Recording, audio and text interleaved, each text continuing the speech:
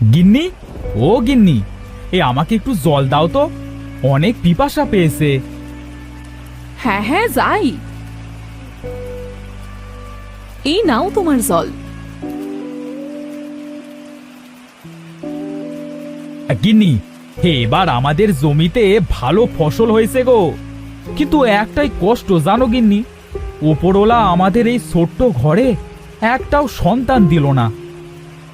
উপরওয়ালা যেদিন চাইবে সেই দিনই আমাদের ঘরে সন্তান আসবে, কষ্ট পেও না গো। আচ্ছা, ঘুমাও গিন্নি, যা বৃষ্টি হচ্ছে, কাল সকাল সকাল মাঠে গিয়ে দেখতে হবে ফসলগুলো এই বৃষ্টিতে নষ্ট হয়ে গেল কিনা।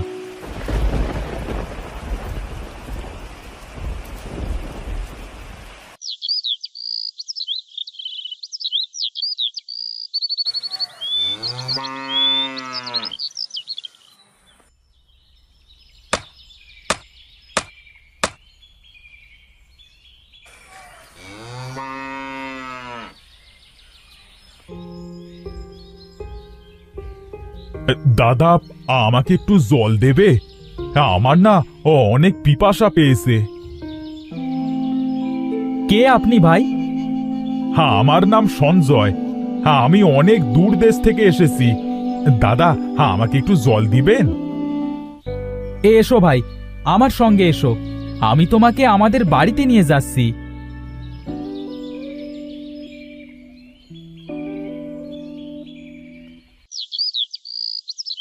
গিন্নি, ও গিন্নি, একটু জল নিয়ে এসো তো, আমাদের এই ছোট্ট গরিব পরিবারে একজন পথিক এসেছে গো।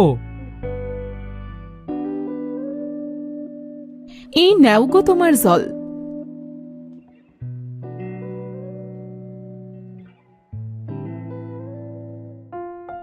তা দাদা, তোমাদের ঘরে তো কোনো সন্তান দেখছি না। কি বলবো ভাই, ওপরওয়ালা আমাদের ঘরে কোনো সন্তান দেয়নি। কি বলছো দাদা? তোমরা এত ভালো মনের মানুষ, অথচ বিধাতা তোমাদের ঘরে কোনো সন্তান দেয়নি। আমি একটা জায়গা চিনি গো, শুনেছি ওই জায়গায় নাকি একটা গাছে সুতা বাঁধতে হয়। তুমি সত্যি বলছো গো ভাই? তা সেই জায়গাটা কোথায় গো ভাই? এই পশ্চিম দিকের যে বড় জঙ্গলটা আছে, তার ভেতরে একটা শিমুল গাছ আছে গো। সেই গাছে গিয়ে সুতা বাঁধলেই নাকি তাদের ঘরে সন্তান আসে। আচ্ছা দাদা, তাহলে আজ যাই, আমাকে আবার অনেকটা পথ যেতে হবে।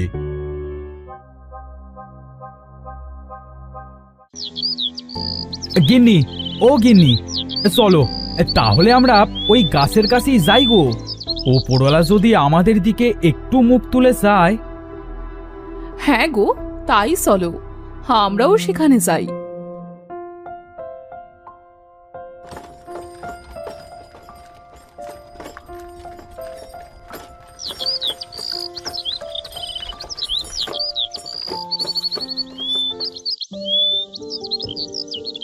হে বিধাতা, তুমি আমাদের ঘর আলো করে একটা সন্তান দাও, আমাদের এই একটাই ইচ্ছা, দয়া করে পূর্ণ করে দাও বিধাতা, পূর্ণ করে দাও।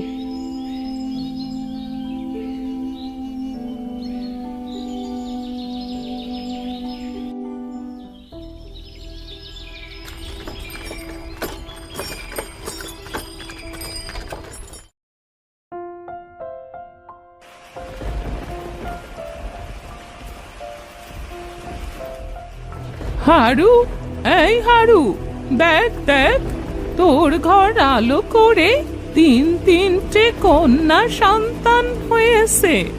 দেখ, দুটো মেয়ে দেখতে কত সুন্দর হয়েছে, আর একটা মেয়ে কালো দেখতে হয়েছে রে হারু। কি বলছো মাসি? দেখি দেখি, আমার মেয়েদেরকে দেখি।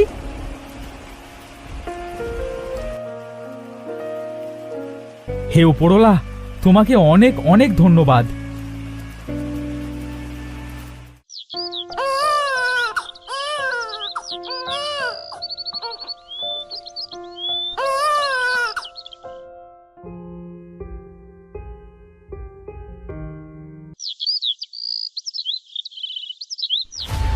এই মুক্তা, তুই এত ভালো ভালো খাবার কেন খাচ্ছিস? এত ভালো ভালো খাবার খেয়ে কি হবে? দেখতে তো হয়েছিস সেই কালো। তার থেকে ভালো ওই খাবারগুলো আমাদের দুই বোনকে দে। আমরা এই খাবারগুলো খেয়ে আরো সুন্দর হয়ে যাব। দে দে, খাবারগুলো আমাদেরকে দিয়ে দে। এমন কথা কেন বলছো আপু? ওপরওয়ালা আমাকে এত কালো করে এই পৃথিবীতে পাঠিয়েছে, এতে আমার কি দোষ বলো? দেখেছিস আপু, মুক্তা তোর মুখের উপর কিভাবে কথা বলছে? মুক্তা, তোর এত সাহস? দাঁড়া, বাবাকে গিয়ে বলছি। না আপু, বাবাকে কিচ্ছু বলিস না। আমি আর কখনো এমন কথা বলবো না রে, এমন কথা বলবো না। তোরা যা বলবি আমি আমি তাই করব।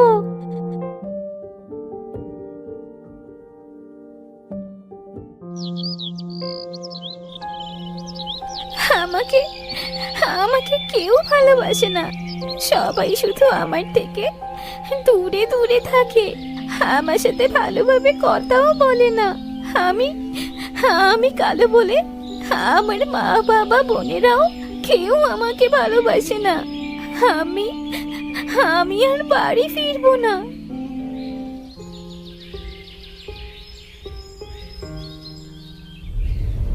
কে হে মেয়ে তুমি?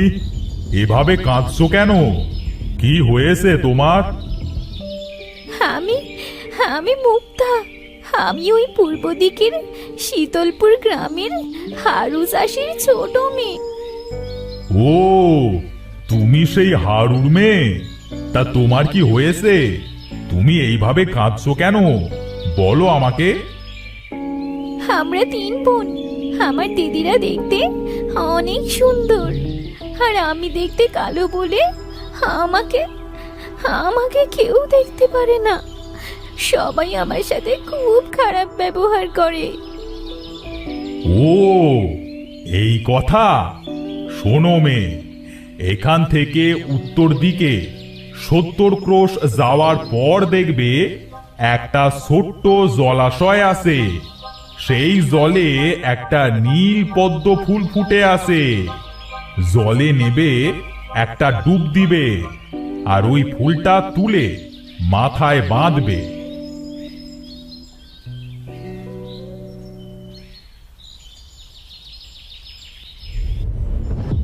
কে হে মেয়ে তোমরা?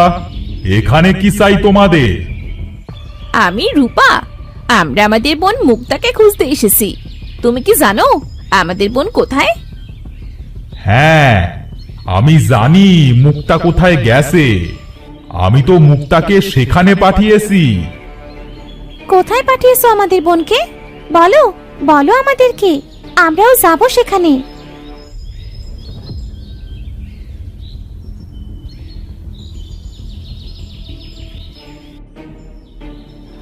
দিদি, অনেকক্ষণ তো হলো, আমরা তো শুধু হেঁটেই চলেছি। কই, মুক্তাকে তো কোথাও খুঁজে পেলাম না। তাহলে কি ওই গাছটা আমাদের মিথ্যে কথা বলেছে দিদি?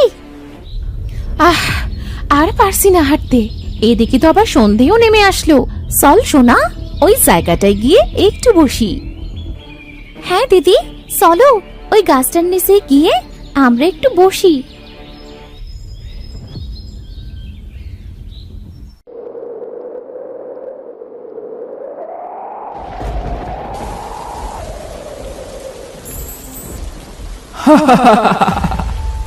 কে তোরা? তোদের এত বড় সাহস? তোরা আমার গাছের নিচে বসে আছিস? তোদের কি একটু ভয় নেই?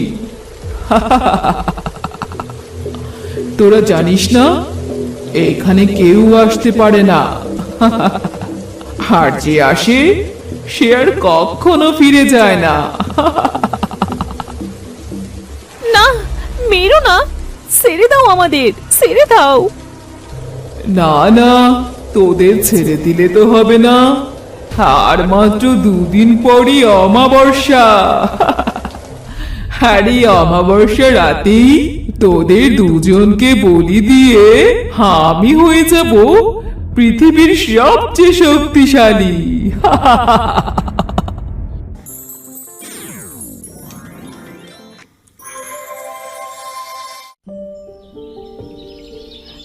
সে জলাশয়, ওই তো নীলপদ্ম ফুটে আছে। যাই, শিমুল গাছের কথা মতো আমি জলে একটা ডুব দিয়ে ওই ফুলটাকে আমার মাথায় বেঁধে নিই।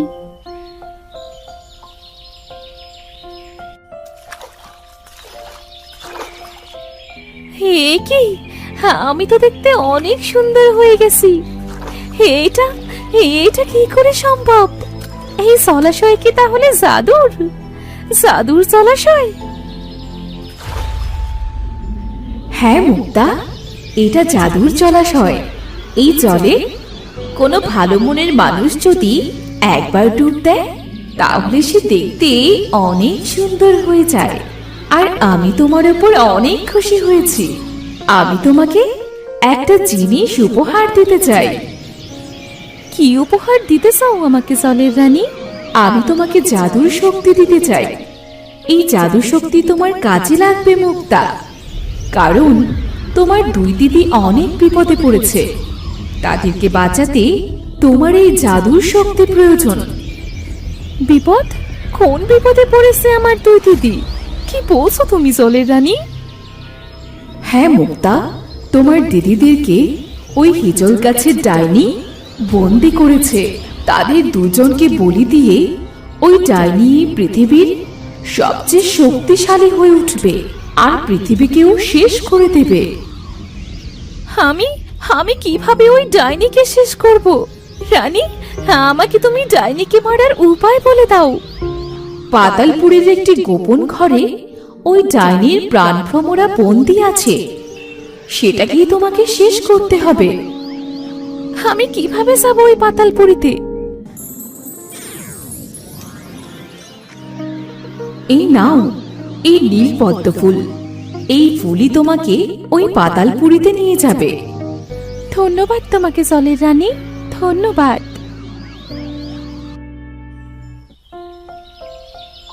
এই নীলপদ্ম, তুমি আমাকে পাতালপুরীতে ডাইনির গুহার সামনে পৌঁছে দাও।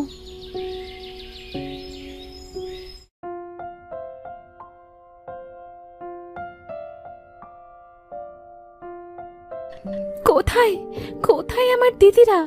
সে ডাইনি কোথায়? কাউকেই তো দেখছি না। হে জাদু শক্তি, তুমি আমাকে তোমার জাদু দিয়ে ডাইনির প্রাণভ্রমরার কাছে পৌঁছে দাও।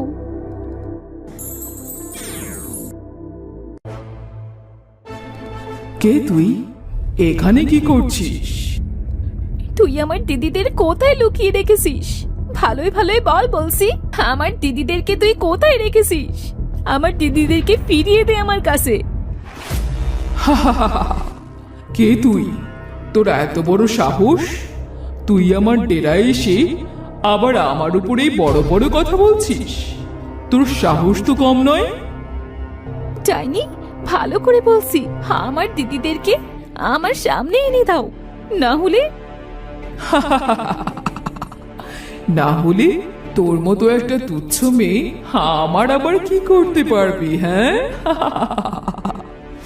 কি করতে পারবো? দাঁড়া, হে জাদু শক্তি, তোমার জাদু শক্তি দিয়ে ডাইনির প্রাণভ্রমরাকে আমার হাতে এনে দাও। না না, আমার প্রাণভ্রমরা আমার কাছে দে বলছি, না হলে ভালো হবে না বলে দিচ্ছি। দে দে আমার প্রাণভ্রমরা, দে আমার কাছে। খারাপ তো এখন তোর হবে ডাইনি, দেখ তোর কি অবস্থা করি।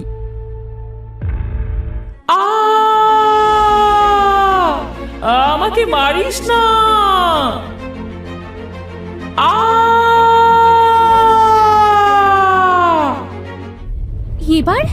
এবার তোর খেলা শেষ ডাইনি।